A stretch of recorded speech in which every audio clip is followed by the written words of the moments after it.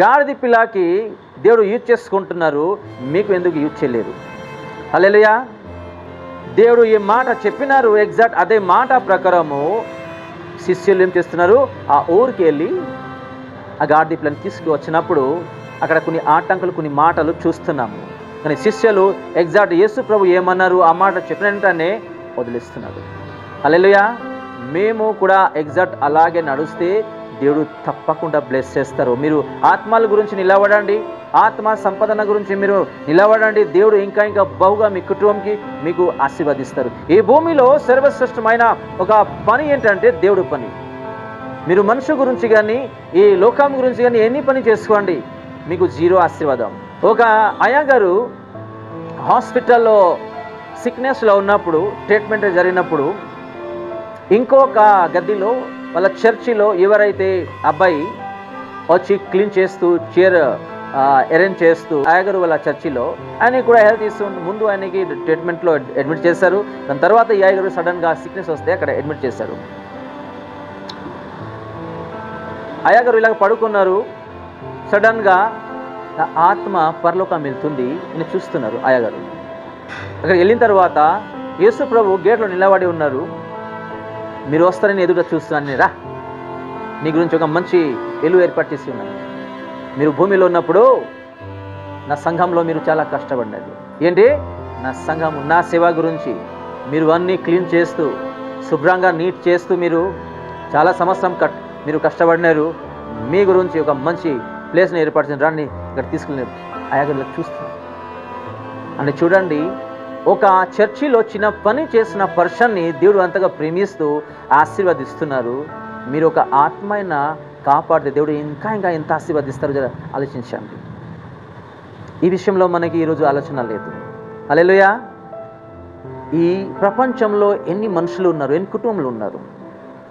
ఒక విశ్వాసికి సడన్గా ఒక పరీక్ష వస్తే ఏం చేస్తారు? వాళ్ళు సహజంగా పడిపోతారు, ప్రార్థన చేయరు, చర్చికి రారు, యేసు ప్రభు నుంచి దూరం అయిపోతారు. సైతాన్ అదే చేస్తుంది. వాళ్ళని కాపాడాలి, వాళ్ళని దేవుడి గురించి చెప్పాలి, వాళ్ళ గురించి ప్రార్థించాలి. అది మన డ్యూటీ. అది దేవుడు ఆశీర్వదించిన తర్వాత ఏ కుటుంబం అయినా సరే, నాకైనా మీకు అయినా సంతోషంతో ఆనందంతో మేము ఏం చేస్తున్నాము? రిసీవ్ చేసుకుంటున్నాము. ఓకే. కొన్ని కష్టాలు బాధలు వస్తే ఏం చేస్తున్నాము?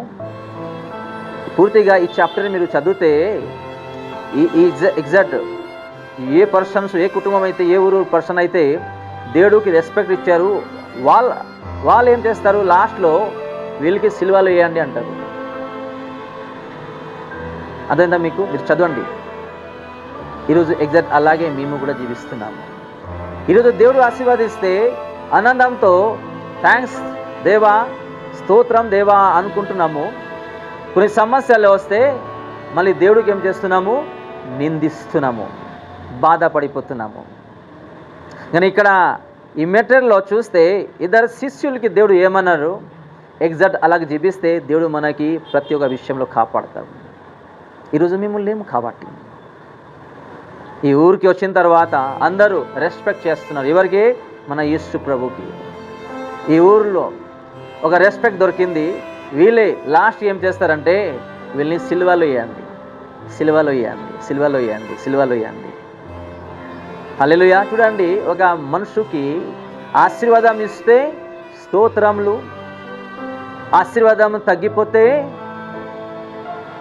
యేసు ప్రభుకి తిట్టులు. ఈ తిట్టుల విషయం గురించి ఒక చిన్న సాక్ష్యం మీకు షేర్ చేస్తాను. నేను నరకంలో ఎవరికి అయితే దేవుడు ఒక అవకాశం ఇచ్చారు పరిశుద్ధంగా జీవించండి అని మరణించిన తర్వాత కొన్ని తెలిసిన ఆత్మలు నరకంలో ఏడుస్తున్నారు. ఒక సిస్టర్కి దేవుడు పరలోకం చూపించిన తర్వాత నరకం కూడా దూతలకి ఆజ్ఞాయిస్తే తీసుకుని వెళ్ళారు. అక్కడట యేసు ప్రభుకి తిడుతున్నారు, భూతులు మాటతో చెప్పుకుంటున్నారట. మీరు మనుషులకి నరకంలో పడయానికి ఏం చేశారు? మీరు సృష్టించారు. యేసు ప్రభు అన్నారా మీరు పాపం చేస్తూ నరకంకి వెళ్ళండి అని అన్నారా? అది మన చేతులు, మన డిసిజన్. రెండు దారి. మీరు పరిశుద్ధంగా జీవిస్తే ఎక్కడికి వెళ్తారు? పరలోకం. పాపం దారిలో జీవిస్తే ఎక్కడికి వెళ్తారు? ఆ నరకంలో అట యేసు ప్రభుకి తిడుతున్నారట. రకరకాల మాటతో యేసు ప్రభుని కోపంతో చెప్పుకుంటున్నారట. అంటే దేవుడు మీకు నాకు ఒక అవకాశం ఇచ్చారు. ఏంటంటే ఇప్పుడు వరకు ఈ భూమి నుంచి మేము పరలోకం వెళ్ళలేము. ఆ మధ్యనే ఏం చేయాలి? మేము పరిశుద్ధంగా జీవించాలి. చీకట్లో మేము ఈరోజు ఏ పాపం చేస్తున్నామో దేవుడు అన్ని చూస్తున్నారు.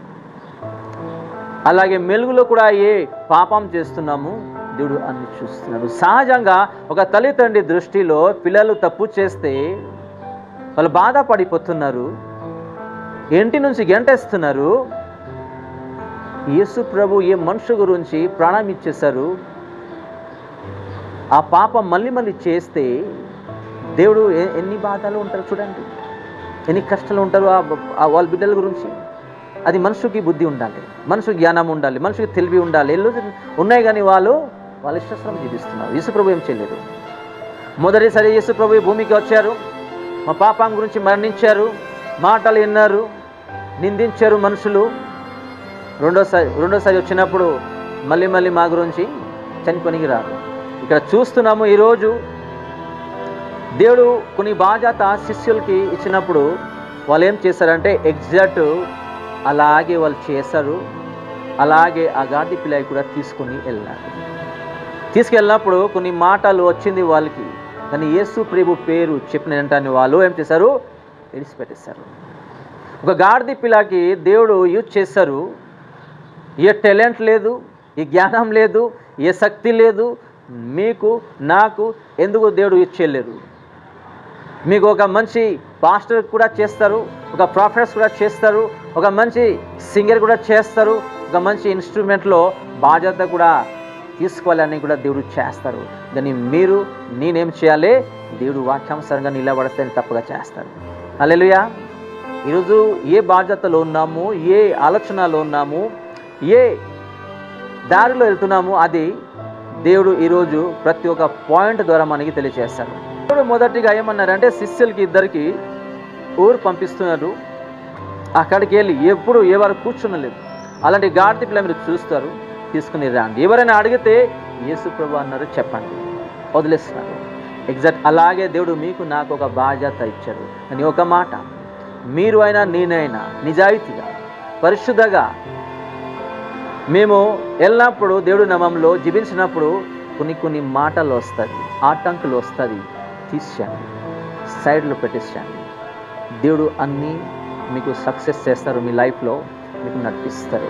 ఈరోజు ఇక్కడ నేను నిలబడి ఉన్నానంటే నేనే కూడా దేవుడు చెప్పిన వాక్యానుసారంగా ఆయన డైరెక్షన్లో నేను ఈరోజు నడుస్తాను కాబట్టి ఈరోజు దేవుడు మీకు నాకు ఇచ్చాడు. హల్లెలూయా.